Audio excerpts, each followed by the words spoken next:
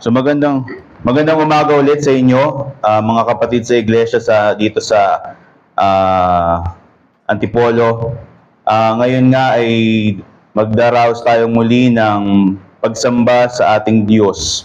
Sa panahon natin dito sa 21st century na tinatawag, sa kasalukuyang panahon tayo ay tinatawag nila na nasa 4th Industrial Revolution na.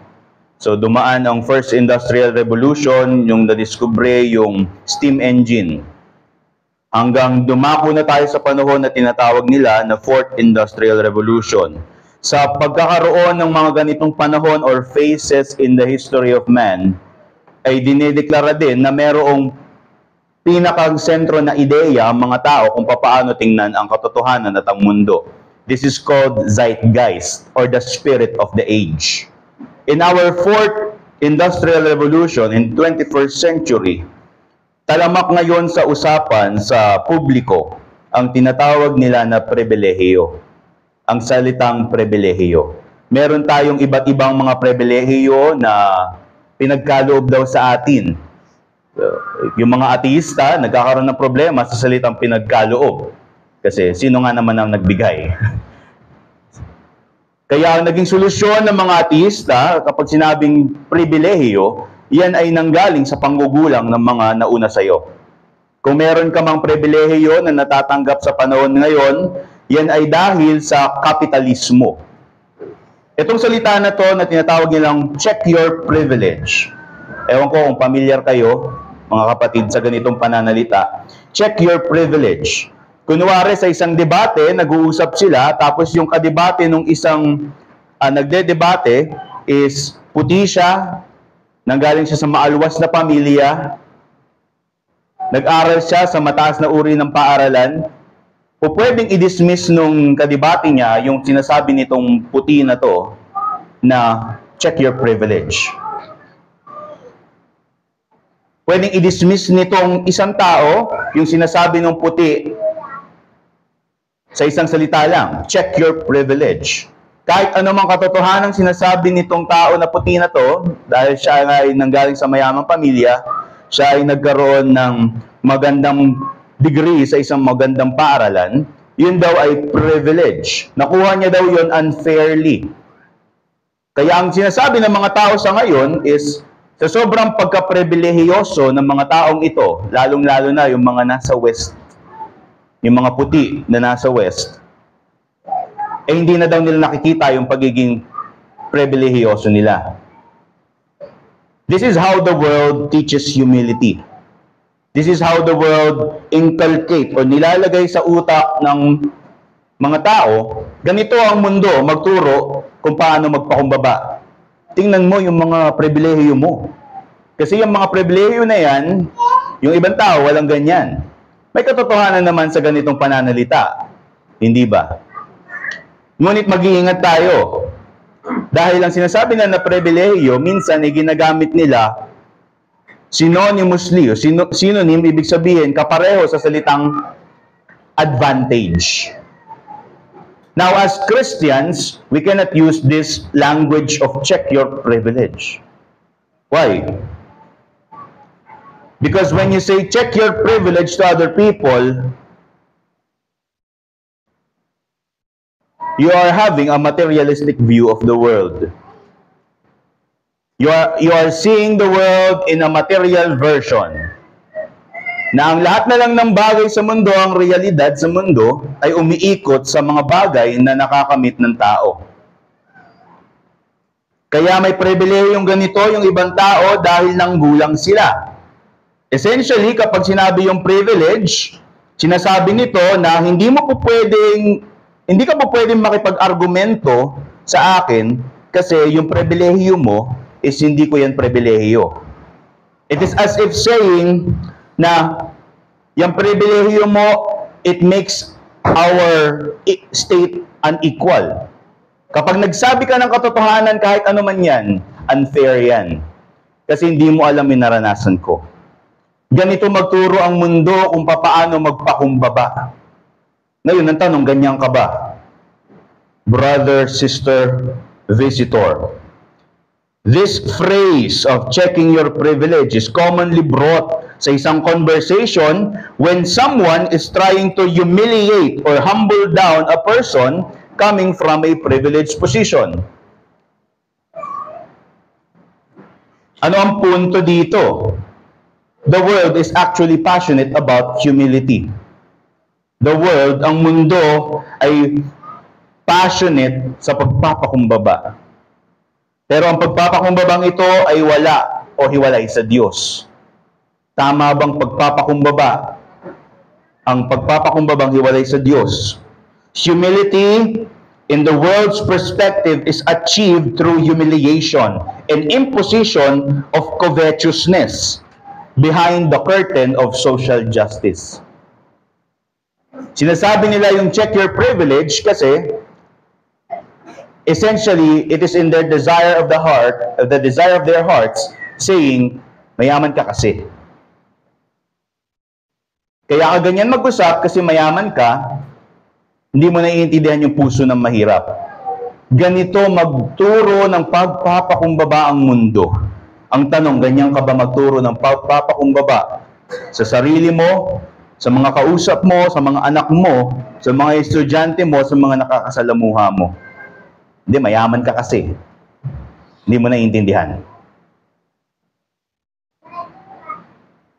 So if the challenge is this, if we see the world, kung nakikita mo na ang mundo, kung nakikita mo ang mundo sa ganitong framework, na merong pribilehiyo, mga nagkaroon ng pribilehiyo, at merong mga nag-agrabyado, pag-isipan mo kung yan ba ay biblical na pananaw sa realidad. Is the world running in the privileged people and the people who are abused? This is the Marxist language of the world. Ito ay Marxistang pananalita. Mag-iingat kayo kung paano kayo gumamit ng salita, mga kapatid. Sa sobrang pagka-natural nitong salita na ito na sa mundo, hindi natin alam, tinuturuan nito tayo na maging mapag-imbuyo sa Diyos. Sino ba ang nagkaloob sa mga mayayaman na yan? Sila ba? Kanila ba talaga galing ang yaman na meron sila? Sino ang nagdeklara ng kahirapan sa ilang mga tao sa mundo? Ang mayayaman ba ang nagdeklara ng kahirapan?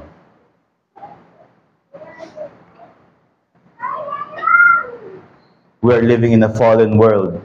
Merong mayaman at merong naghihirap. We might see it unfairly. Bakit ganon? Nagpapatuloy sila sa ganyan, samantalang kami, lugmog na dito. Bakit ganon? Now, the question is, are these, or do these things come from their hands? Is it not God who have given these things to us? Is it not God who declared these things, who have permitted these things?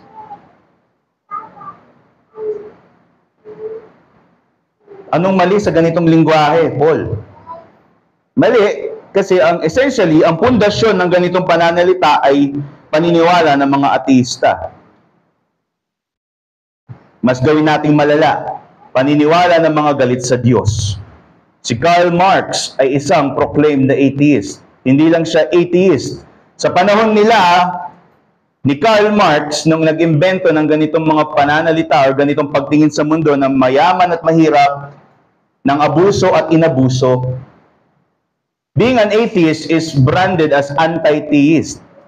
Galit sa Diyos. Yan ang historical context ng atheism. Hindi lang yan unbelief. Wala lang, di lang naniniwala.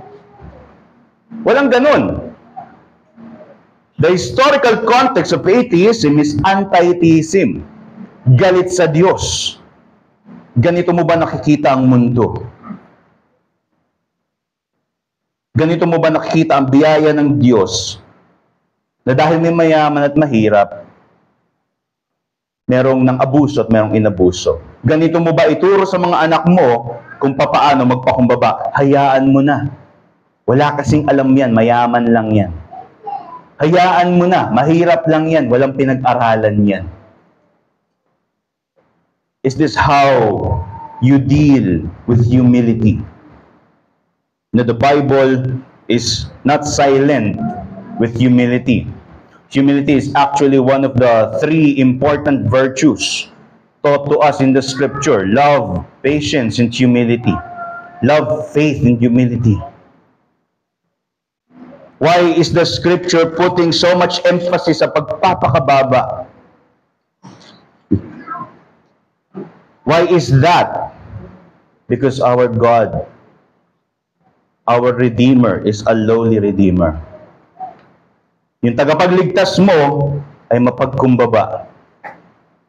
Yung Diyos mo, yung Diyos ko, yung Diyos natin ay mapagkumbaba. Where is your view of humility coming from? From this world or from God Himself? Dito sa ating binasang teksto, sa Mark 9:30 to 41, in this scene, yung Diyos, dun sa mga naunang verses, dun sa nabanggit na pangangaral nung nakaraan ni Pastor Erdy, ay ang Panginoong Jesus ay pinagkukumpulan siya ng mga crowd. Maraming tao ang nakasunod sa Kanya. In this time, Jesus chose a path kung saan magiging solemn at magiging peaceful siya kasama ang Kanyang mga disipulo. Specifically, yung mga sumusunod sa Kanya, yung 12. Bakit? Because He wanted to teach something to His disciples. A very important matter of the faith. A very important matter of Christianity. A very important matter of your religion. Ano yon? His future fate of suffering, death, and resurrection. Christ wanted to take a time. Diba sabi dito sa 9 verse 30, they went on from there and passed through Galilee, and He did not want anyone to know. Ang Panginoong Jesus nagliligtas to, nagpapagamot to. Bakit ayaw niya ngayon malaman ng ibang tao kung saan siya pupunta? Because He wanted to teach a very important matter of the Christian religion. About who He is. Ano yung mangyayari sa Kanya, ano yung mga pagsubok na pagdadaanan niya, papaano yung magiging kamatayan niya, at ano ang katapusan ng lahat ng ito, ang resurrection niya. Nais niyang ituro sa Kanyang mga disipulo the core of Christianity, Himself. He wanted to teach His disciples about the nature, the essence of this religion, Jesus Christ Himself. His suffering, His death, and His resurrection. Sabi dun sa verse 31, He was teaching His disciples, saying to them, the Son of Man is going to be delivered into the hands of men.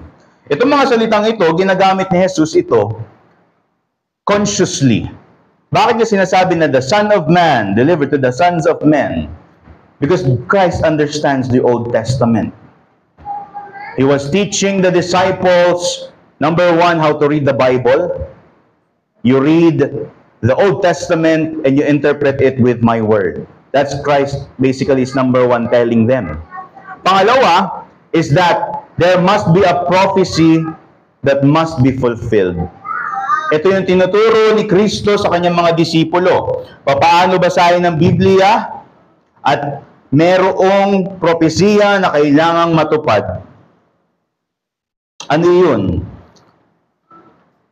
Sa Isaiah 53, kung hindi ako nagkakamali, dito binanggit yung tinatawag nila na the suffering servant. The chapter of the suffering servant. By His wounds we are healed. And in this chapter in Isaiah, ito yung binibigay ni Kristo na imahe sa Kanyang mga disipulo. This is who I am. This is me. That the disciples understand the Old Testament.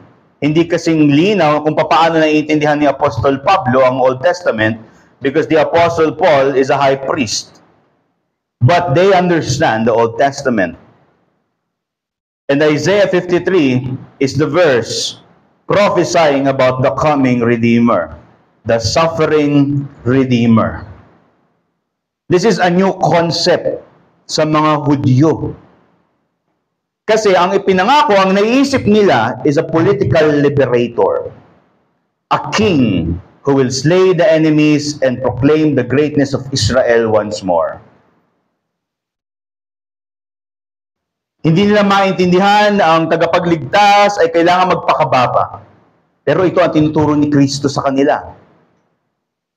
Kasi ito ang nasa propesiya. Ito ang tinalaga ng Ama mula sa una pa lang kung papaanong maliligtas ang mga makasalanan. Ano yung tinuturo ni Kristo sa kanyang mga disipulo? Bakit niya tinuturo itong kanyang magiging kahihinatnan? Kung babasahin natin, kung babalikan natin yung Mark sa mga unang passage, nabanggit na doon ni Kristo yung kanyang kahihinatnan. Once.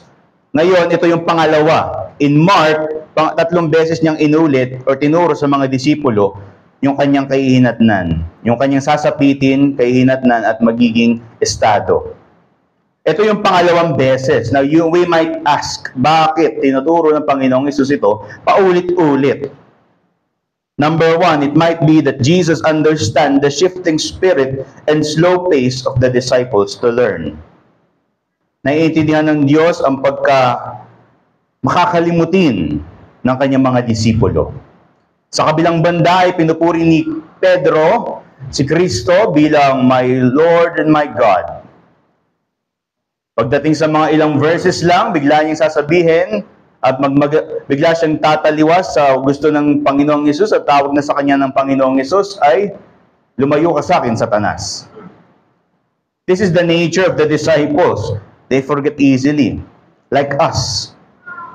We are no different from the disciples. We have shifting spirits. We base our obedience to our emotions. Another one, bakit tinuturo ni Jesus ito, is to prevent hindrances and any attempt of preventing from happening. Bakit tinuturo ni Jesus sa kanyang mga disipulo yung kanyang sasapiting paghihirap, kamatayan at resurrection? Para mapaituro niya sa kanila na huwag niyong pakialaman ang plano ng Diyos. Saan mo naman nakuha yung ganyan, Paul? Kung babalikan natin ang istorya ng Panginoong Hesus, nung sa gabi na siya ay dadakipin na, ano ang ginawa ni Pedro? Tinaga niya ang tenga ng isang kawal. And this is a hindrance to the plan of redemption. Christ understands these things. That's why He is instilling to the disciples, this is what's going to happen. Don't intervene. Don't do anything that might hinder the eternal plan of redemption.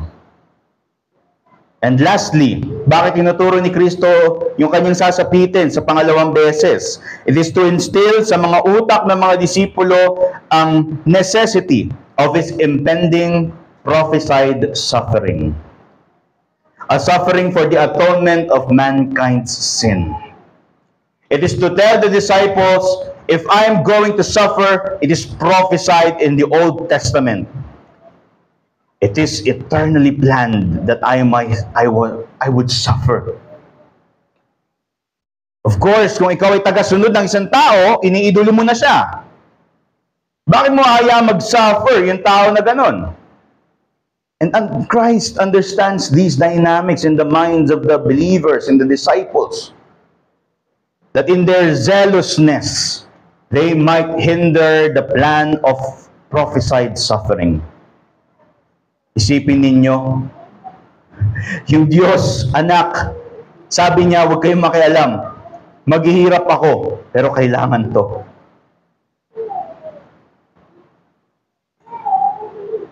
Do you understand that truth? It shows to us the character of the humble faith of the Savior Redeemer. The humble faith of Jesus Christ, my Lord, your Lord. Who is Christ? Do you understand who is Christ? Oh yes, sabi niya, ganito ganyan, theology. Tama naman yan. But personally, do you understand who Christ is? Did you just live? Saan ka nanggaling? Bata, matanda, binata, dalaga, may asawa, walang asawa. Saan ka nanggaling? Sino lumikha sa'yo? Nilikha mo ba ang sarili mo? Ganon ka ba ang makapangyarihan na kaya mong likain ang buhay? From nothing out comes everything. Are you God? We cannot escape to this dynamic that either there is a God or there is none. Unfortunately, there is existence. Existence itself, this life, everything na nakikita mo is a proof of God. And not just any God. The scripture is clear. That God is Jesus Christ. And that God did not just create, He saved you. From what? Your sins. My sins, I can do good things. I can do mighty works. I'm healthy. I'm a person of dignity, of honor and pride. Who is this Jesus Christ? Let me tell you who He is. He's the Son of God.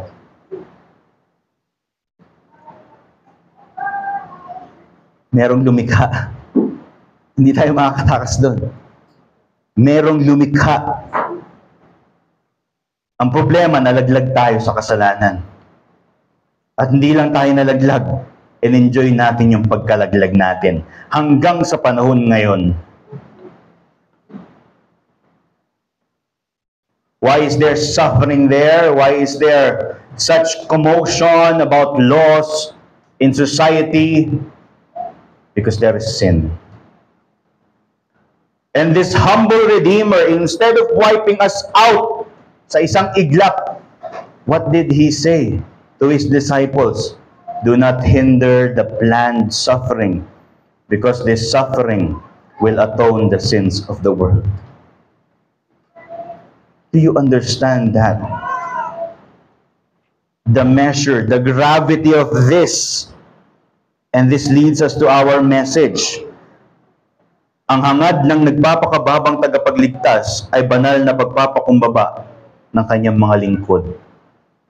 Ang hangad ng nagpapakababang tagapagligtas ay banal na pagpapakumbaba ng kanyang mga lingkod. Unang punto natin ay ang pananampalataya na nagpakababang tagapagligtas. The faith of the humble Redeemer. We already established that Christ is faithful to the end. He was faithful bearing up the cross given by the Father, even to a point of death. Christ is the faithful one, the firstborn of the new creation. The only one who can do the task, the demands of the law. In order that sins may be paid, someone has to do something.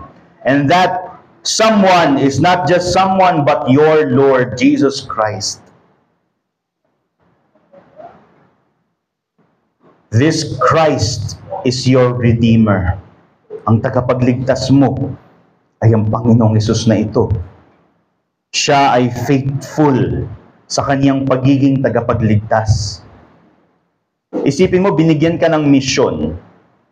Isipin mo, yung mga nanay, yung mga magulang, nag-uutos yan sa atin eh. O, bilang mo nga ang suka.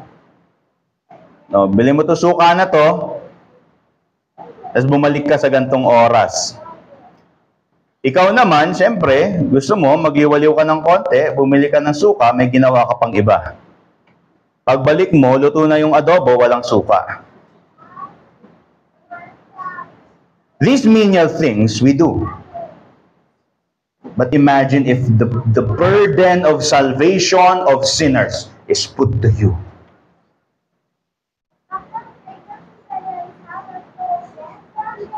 Is it not a very hard task? Can you do it? Can you save other men from dying? May nalulunod, hindi ka marunong lumangoy, willing ka bang tumalon para liligtas yung nalulunod na yon? Would you do it? You won't. And don't be proud. Don't say na I will do it. If you have done it, then you're not here today. If you would do it, if you would save a drowning person, kahit na hindi ka marunong lumangoy, you should not be here today. But Christ did it.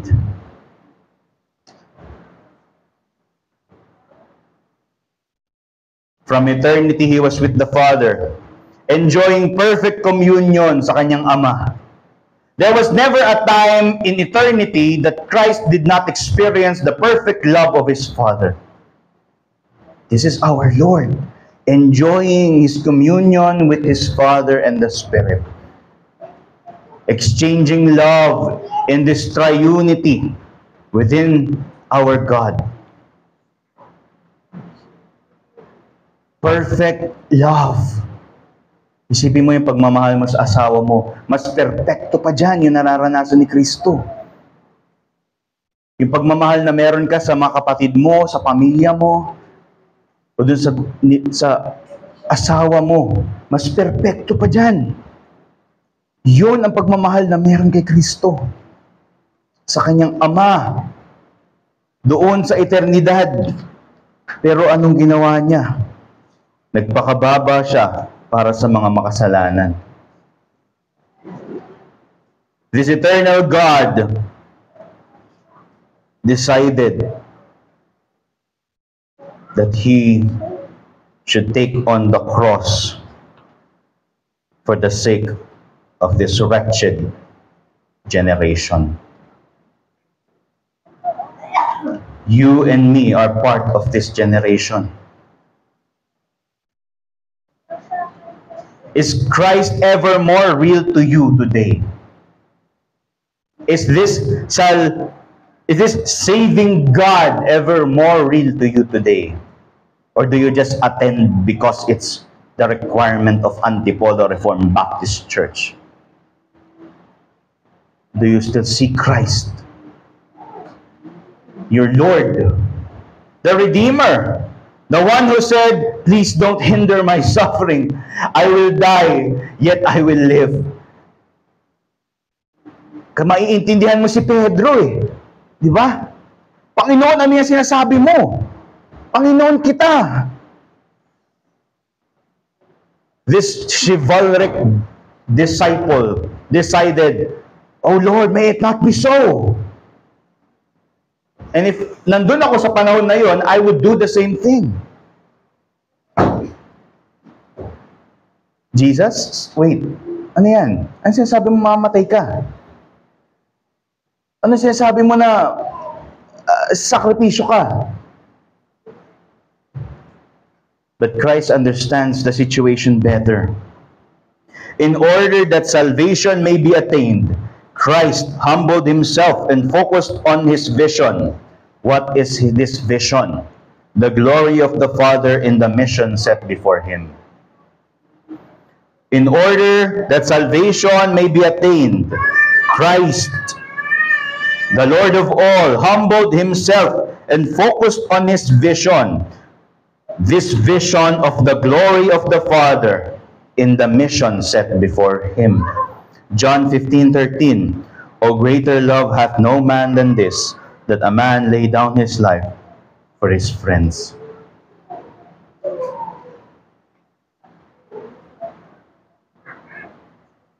Christ,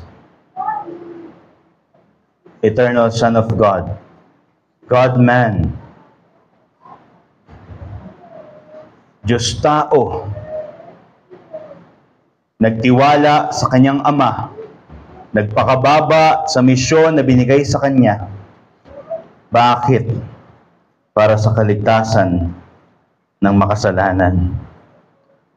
Para sa kaligtasan mo. Nakakaupo ka ngayon dito kasi niligtas ka ng Diyos. At kung hindi ka pa nililigtas ng Diyos, ito ang pagtawag sa iyo. hangarin mong maligtas ka. Because hell is sure. As Christ's atonement was sure, hell is sure. Isipin ninyo the determined nature of Christ to fulfill this mission. It only tells us one implication, that hell must be sure.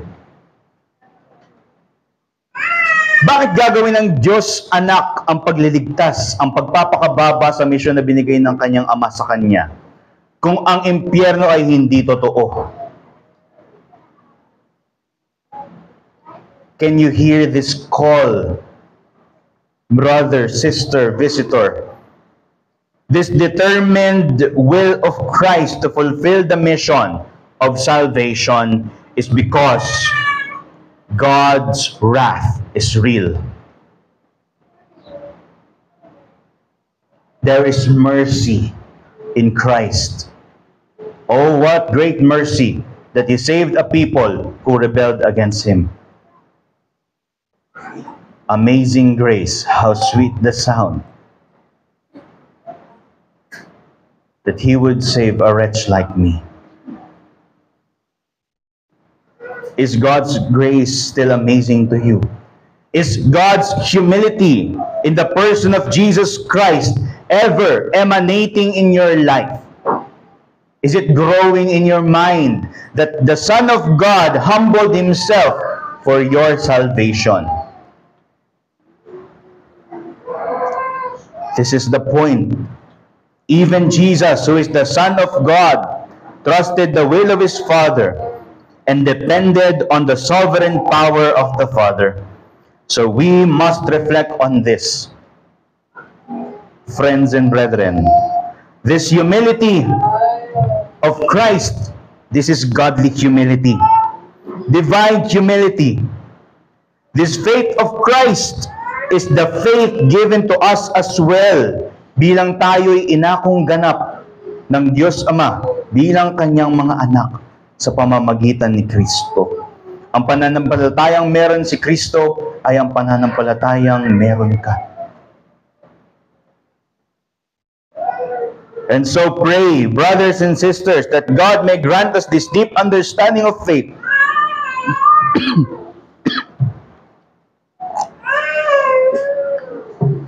Pray, brothers and sisters, that God will grant you this understanding of faith, that you may learn to walk humbly. You're a Christian.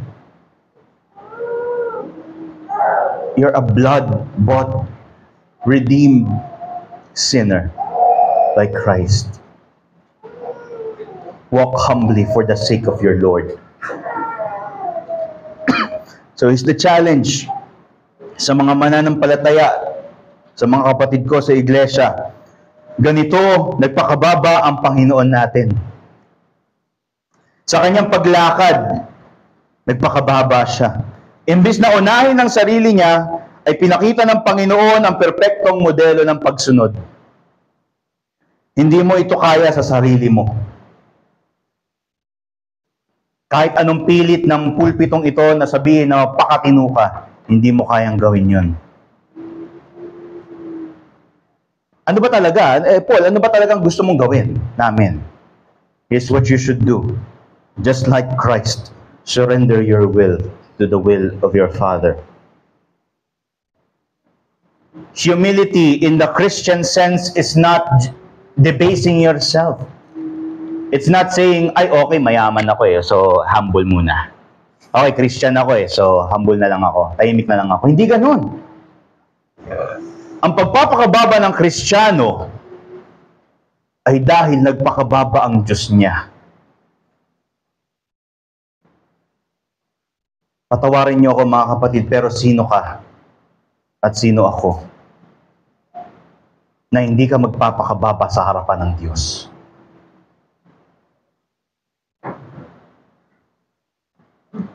And this humility, this is surrender. The very image ng humility ni Kristo is total surrender. Don't tell me that you're already a Christian for so long na kayang-kaya mo na yung Christianity. No. You're still a sinner. You may be more sanctified than others, but you're still a sinner. If you say that there is no sin in you, then you make God a liar. 1 John. You are still in this vessel of wrath, awaiting for the coming day of the Lord. We're already saved, but not yet glorified.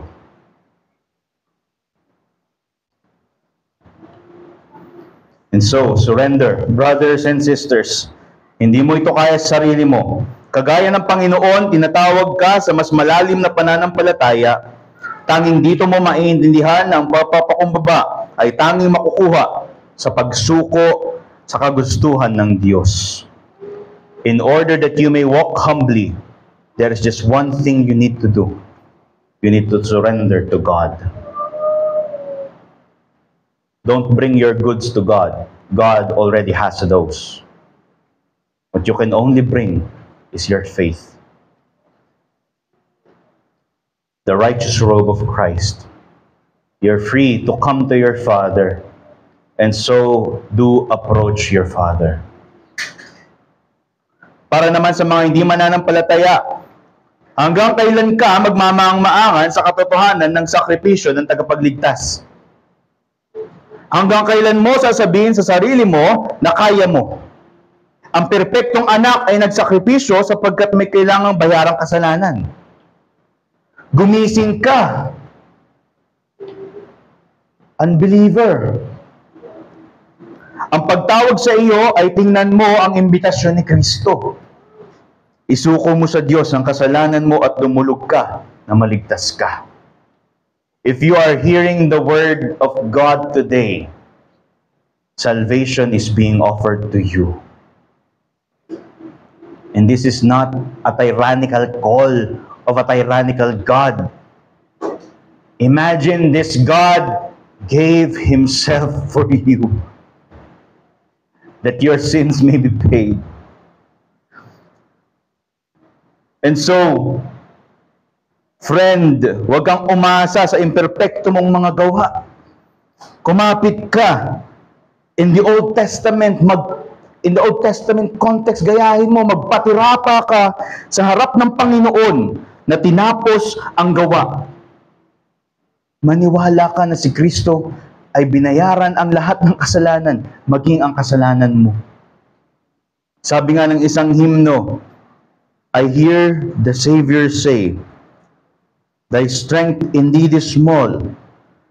Child of weakness, watch and pray. Christ said, find me thine all in all. Jesus paid it all. All to Him I owe. And once you become saved, sin had left a crimson stain. Christ will surely wash it white as snow.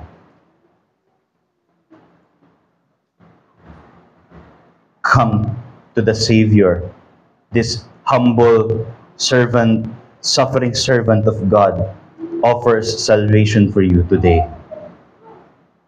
And for our second point, the last point, ang marapat na pagpapakumbaba ng mga lingkod ni Kristo. If God, this God, our God, is a humble, suffering servant, then this is how we must look like. Basahin ninyo yun sa verse 37. Whoever receives one such child in my name receives me, and whoever receives me receives not me, but him who sent me. If you have received salvation from Christ, the gospel of salvation, then you must be Christ-like. Teka, paano naman yung personality ko? I understand, makasalanan ako. I need to be Christian, right? I need the gospel. I need to come to Sunday in the church, Antipolo. But I can't sacrifice myself. This is me. This is my personality. This is who I am.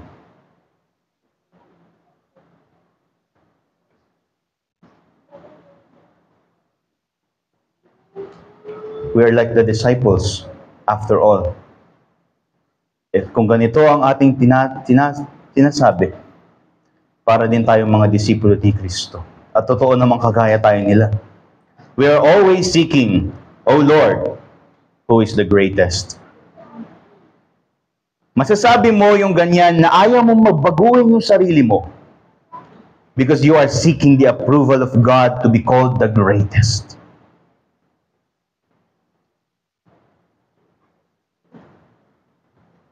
Kung mapapansin nyo doon sa verse 32, sabi doon, they did not understand, the disciples did not understand the saying, and were afraid to ask Him. Do you understand this truth? That your God, our God, is a humble, suffering servant. And yet you cannot change a tiny bit of your personality to serve your God better. I have my own things. I'm a professional working person. What is your work compared to the work of Christ? Is your work gonna save you? 10 years, 20 years, 25 years, 30 years, kung papalarin ka 40 years, you might work. But then comes your sickness.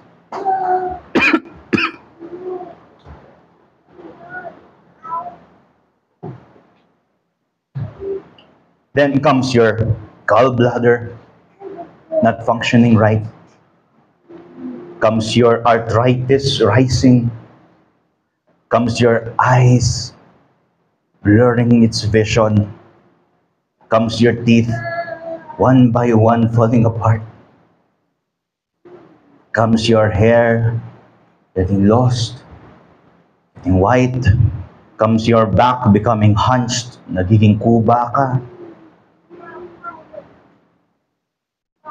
How long are you gonna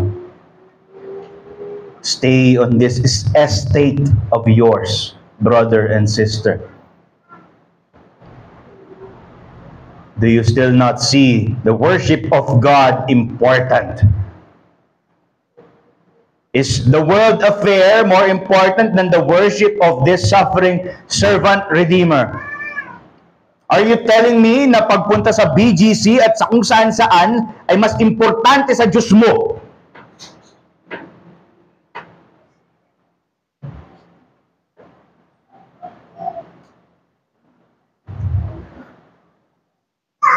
Where do you submit? Is it to this humble Lord or to this proud generation? Believe it, brethren, people who do not submit to God are not of God. People who cannot submit to Christ, this humble servant of God, is not of Christ. The very first measure of Christianity is if you have the heart for Christ and those that love Christ. If you fail the test, let me give you this truth. You need to reassess your salvation. Why would you have a problem following God if He had this salvation na inoffer sa'yo? Do you not understand this? Do you still seek to becoming the greatest? Kaya kong gawin to. Kasi sa konsensya ko, bilang Kristiyano, okay na ako dito. Do you still seek to be approved? Itong discourse ng who is the greatest clearly explain the misunderstanding of the disciples about this teaching of Christ. Isipin mo, tinuro ng Diyos kung ano yung kahihinatnan niya. Tinuro ni Kristo yung kahihinatnan niya. Pero at the very next verse, ang sinabi, they did not understand it. At papaano iyon pinakita ni Mark? Si Mark, napakagaling na writer. sobrang na-enjoy ko tong Mark series na preaching kasi napakagaling niyang manunulat. Kasi ganito ginagawa niya. Theology, truth, and then yung truth na yun may expound sa next na verse. Sa pamamagitan ng history. Hindi kagaya ni Apostle Paul, ang ginagawa ni Apostle Paul is theology, implication, or application. Si Mark ganito, theology, yung truth, tapos ipapakita niya yung expression ng truth sa historical account. Pansinin ninyo, tinuro ni Kristo sa verse 30 to 31 yung kahihinatnan niya at sasapitin niya. Verse 32 sinabi, they did not understand it. In verse 33, pinakita doon kung paanong hindi nila naiintindihan si Kristo. Sabi doon, tinanong sila ni Kristo, ano yung pinag-uusapan nyo? Nanahimik sila. Bakit? Because they were seeking who is the greatest. Kakaturo lang eh. This is why Christ, paulit-ulit si Kristo. Paulit-ulit niya sabi, ganito kakahinatnan ko. At the very next verse, pinakita yung example nung sinabi na they did not understand it. Papaano? Mark said in his account, they were seeking who is the greatest. And this humble Christ, our God, your God, anong ginawa niya? Did he rebuke them all too quickly? No. In his humility and patience and loving kindness, he sat down with the 12 and he discussed kung paano dapat intindihin kung sino ang greatest sa paningin ng Diyos. Who is the greatest, brothers and sisters? You might easily point to someone in the church. O yan, magaling yan dito. Oh, ang galing yan dito. Sa ganitong aspeto, yan ang pinakamagaling. Napakaganda niyan magsalita. Ganito yung pananampalataya niyan. Is Christ seeking those? Christ corrected this view of the disciples of who is the greatest. Sabi ni Christ, the greatest is this. If anyone would be first, he must be last of all and servant of all. If there is someone who is great in the Christian religion, that is this. Someone who has a pure heart and innocence like a child. The greatest in Christianity is this.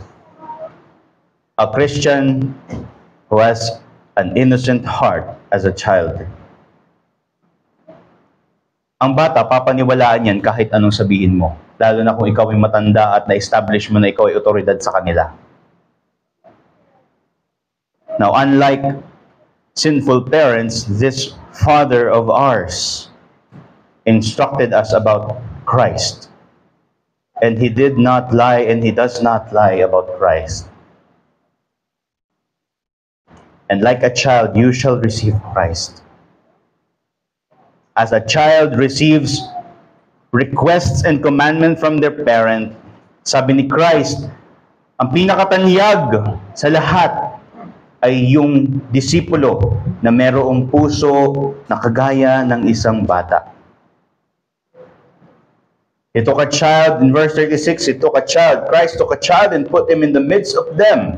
Taking in his arm, he said to them, whoever receives one such child in my name, receives me.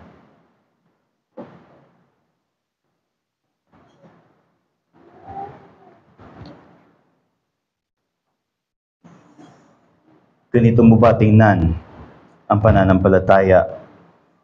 Ganito mo ba tingnan ang pamumuhay bilang isang Kristiyano? What is the point of Christ's answer of this parable of the child being the greatest? Ano yung ibig sabihin nun? He is putting a contrast sa attitude ng mga disipulo of seeking to be the greatest. The innocence and purity of the child outweighs any spiritual gift if contaminated with self-honoring pride. Let me repeat. The point of Christ's answer in this parabolic na uri ng sagot about the child being the greatest is this. Ito yung punto niya.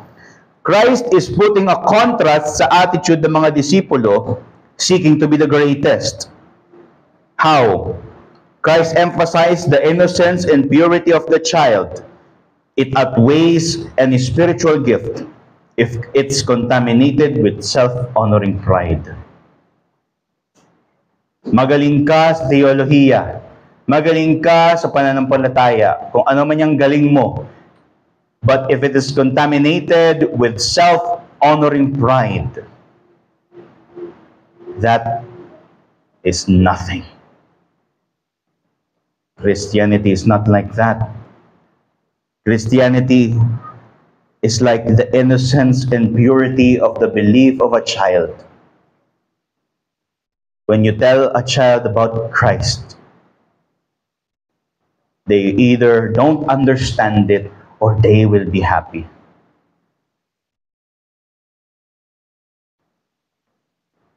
Nung nagpa-family worship kami yung kapatid ko na maliit, nagtatanong siya, ano ba yung kasalanan? Ano ba yung ibig sabihin niyan? Sinabi ko, ikaw yun. Makasalanan ka, makasalanan ako. Kita mo yung ginawa mong ganito, binanggit ko yung mga kasalanan niya. Hindi mo sinunod yung nanay mo. Nanay natin, yan ang kasalanan. Kahit anong bait ng pagtuturo namin sa iyo, yung ginagawa mong kabutihan, sabi ko sa kanya, hindi kanyan maliligtas.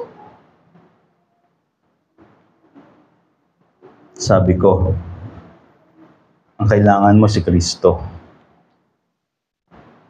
Ang sabi niya, diligtas pala tayo kay Kristo. This is the innocence of a child. Do you still have this innocent understanding of Christ? The pure understanding of Christ? And so this is the challenge. Examine yourself, brothers and sisters, even the visitors. If there is one thing that Christians must address in the version of Christianity in our generation, it is this, our love for distinction. We always want to be recognized and approved. Examine yourself, brothers and sisters. Do you seek approval? Do you seek distinction? Do you seek greatness in the Christian religion? Please don't. Whatever you do, point it to God. Hindi natin sinasabi na magpakatamad ka. Ang sinasabi natin, anuman ang gawin mo, ituon mo yan sa Diyos mo.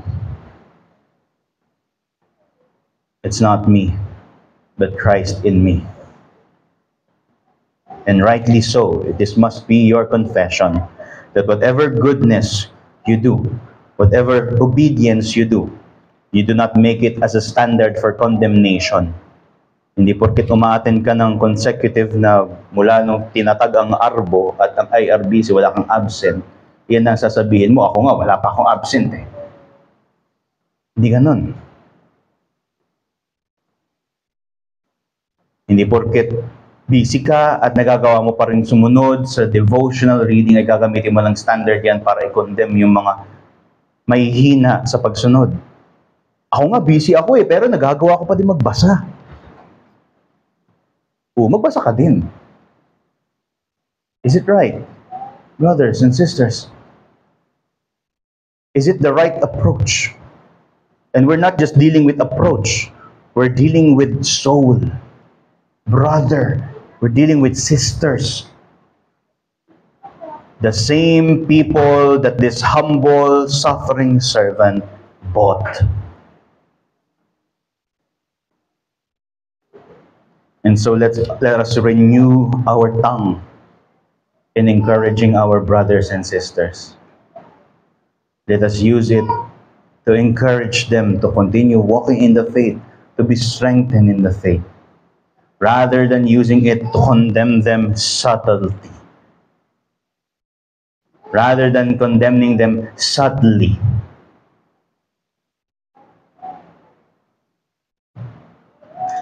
There is no point in condemning a brother, lalong-lalo na kung hindi naman sila nagkakasala talaga.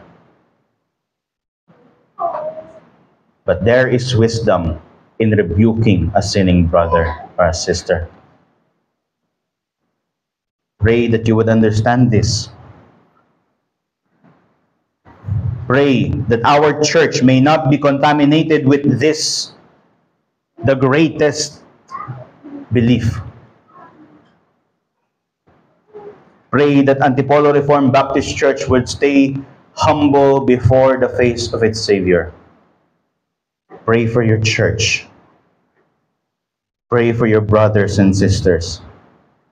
And the testament of the scripture is interconnected. The beauty of the Bible is that it talks to itself. Isipin ninyo, in 3 John verse 9-11, this is rightly addressed by Apostle John. Kilala nyo si Diotrephes? Sabi doon sa verse 9-11, I have written something to the church, but Diotrephes, who likes to put himself first, does not acknowledge our authority. So if I come, I will bring up what he is doing, talking wicked nonsense against us, and not content with that, he refuses to welcome the brothers, and also stops those who want to and puts them out of the church. Verse 11, Beloved, do not imitate evil, but imitate good. Whoever does good is from God. Whoever does evil has not seen God. If you have this mindset that you want to be the greatest among all Christians, you are no different from the Diotrephes, who always want to put himself first. Christianity is not about you. It's about everybody else but you. Now that hurts. Bakit?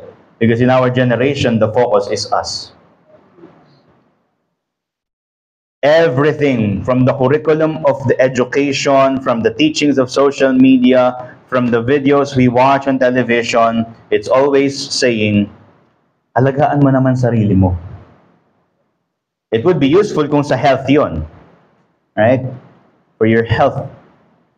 However, anong ibig sabihin ng alagaan mo naman ang sarili mo? This is taught to us in contrast to self-sacrifice. And do not mistake it, brothers and sisters. The message of the world is not the message of Christ. Look at these two. The message of the world is self-love. The message of Christ is what?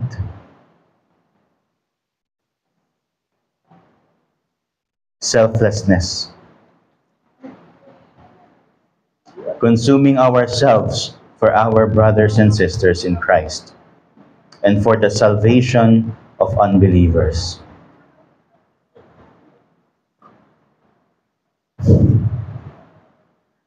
Paano natin ipapakita yung ganitong pagpapakababa? How does this humility look like then? That's the next question. Bilang mga Kristiyano, we understand now that we ought to humble ourselves because our Christ is humble. Now, how does it look like? It's rightly explained in verse 38 to 41.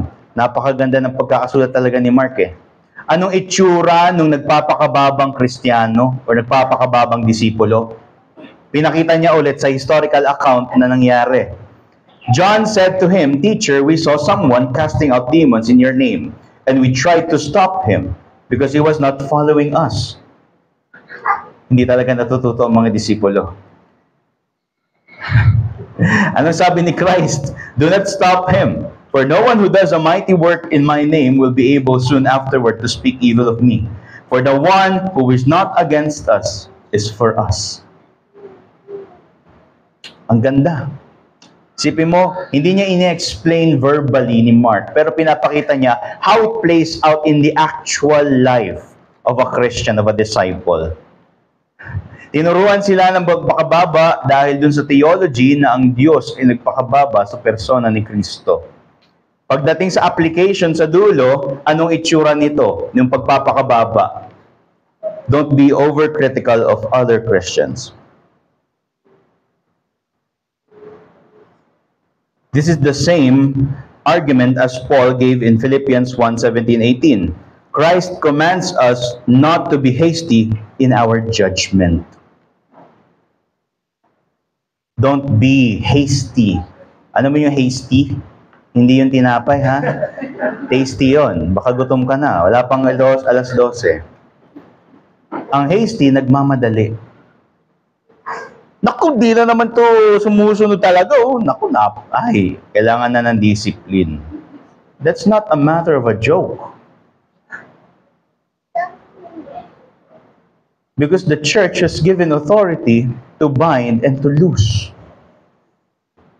And discipline leads to losing a member. Is it a joke to lose a member?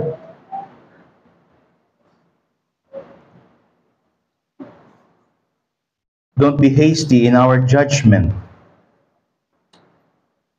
Ang sinasabi kasi ng mga disipulo dito, dahil they are not following us, sabi ni John, we saw someone casting out demon in your name and we tried to stop him dahil hindi sila sumusunod sa atin. They are not following us. This statement gives us the idea na pag malayo sa kanila, iba na yon. Yun yung sinasabi ni John dito. Dahil hindi sila sumusunod sa atin, hindi sila palagi nasa atin, ibig sabihin, iba na sila. Sounds family? Paano naman yung mga outright na mga false teaching, Paul? Kaya sabi mo ba na maging gracious din tayo sa kanila? Yes and no. Yes and no. Do you believe that God is sovereign? Number one. If you believe that God is sovereign, even in these false teachers, there will be someone who will come to Christ. And no, because they are false teachers. Christ rebuked the Pharisees of their false teachings.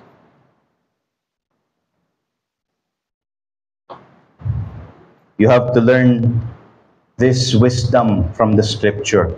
Pray that you may discern what is truth from the half-truth. Sabi ni Apostle Paul doon sa Philippians 1:17-18, merong mga nag-preach daw patungkol kay Kristo in the goodness of their heart. Meron din namang binipreach si Kristo having a wrong motive in their heart. Yun yung nasa Philippians 1:17-18. Ano yung sinabi ni Apostle Paul as a concluding remark with this situation? Sabi niya, kahit ano man yan, as long as Christ is preached, it's good. This is hard. This is a hard calling. But this is how humility looks like in a Christian. Do not be overcritical of judging others. Before you judge, you pray. And when you pray, after that, kapag na-exhaust mo na yung options, then you have a righteous, if you have a righteous judgment, then you rebuke.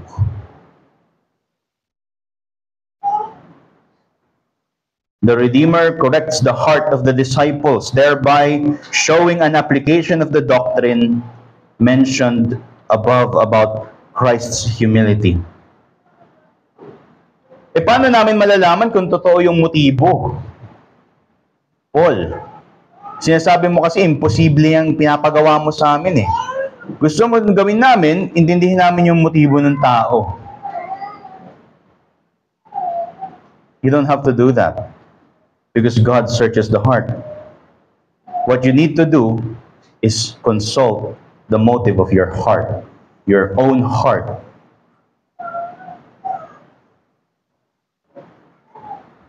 Who searches the heart? friends and brethren, who searches it but God. However, we are given the providence to search our own heart as well. Consult the motive of your heart. Pray that you may have the innocence of a child when you are doing the matters of God. Ano yung punto natin dito? Ang marapat na maipamuhay o maipakita ng mga lingkod ni Kristo higit sa lahat ay ang pagpapakumbaba sa lahat ng panahon at probidensya. Lalong higit sa mga kapagkakataong gustong-gusto nating pangunahan ng mga sitwasyon. Brethren and friends, mataas na karunungan ang pag-aantay sa Panginoon. Ano yung punto ulit? Ang marapat na maipamuhay o maipakita ng mga lingkod ni Kristo, higit sa lahat, ay ang pagpapakumbaba sa lahat ng panahon at probidensya. Lalong higit sa mga pagkakataong gustong-gusto nating pangunahan ng mga sitwasyon, merong mataas na karunungan sa pag-aantay sa Panginoon. And let me conclude with this analogy, this illustration. Let me focus you on verse 37. Whoever receives one such child in my name receives me, and whoever receives me receives not me, but him who sent me. And in this picture, in this teaching of Christ, Christ is telling us as if the Father or God is like a painter. Alam niyo yung mga pintor? Pero itong pintor na to, ang pinipinta niya ay yung sarili niyang muka. Ang ama ay ang pintor. Ang kamay ng pintor ay ang anak. At tayo yung mga hibla ng kanyang brotcha. O yung paintbrush na tinatawag. If one strand of the paintbrush is not following the stroke of the painter, the image of the Father is not seen. The analogy is this: kayo na mga tumanggap kay Kristo, makikita sa inyo ang Ama as it was in Christ. Kung ikaw nahibla ng brotcha ni Kristo ay tumataliwas sa postura o sa guhit ng pintor, ang Ama ay hindi makikita sa iyo. Hangarin mo ang pagsunod sa pagguhit ng pintor. Magtiwala ka, sapagkat sa bandang dulo, ang makikita mo ay ang imahe niya. Pangarapin mo na makita mo harapan ang Diyos mo. Manalangin tayo. Ama, salamat sa aming Panginoong Yesus. Kung hindi dahil sa Kanya, ay walang kaligtasan. Salamat sa iyo, Ama, na patuloy na gumabay at nagpatagumpay sa aming Panginoong Yesus. Patawarin niyo po kami sa mga pagkakataon na hindi namin sinusunod ang guhit mo bilang aming pinto. Turuan mo kami na makuha ang punto ng pagpapakababa mo. Kung paano namin ito mapapamuhay. Gaya mong nagpakababa sa iyong pagka-Diyos, ay turuan mo kami magpakababa. O sino kami na nagsasabi na hindi namin kailangan ng pagpapakababa. Ikaw na Diyos ay nagpakababa. Tulungan mo kaming makita ang bigat nito. Baguhin mo kaming ganap sa imahe ni Kristo upang makita sa amin ng mundo ang Ama. This is our prayer to our humble, suffering Redeemer, who is now risen and is now glorious, reigning as King. In Christ. Amen.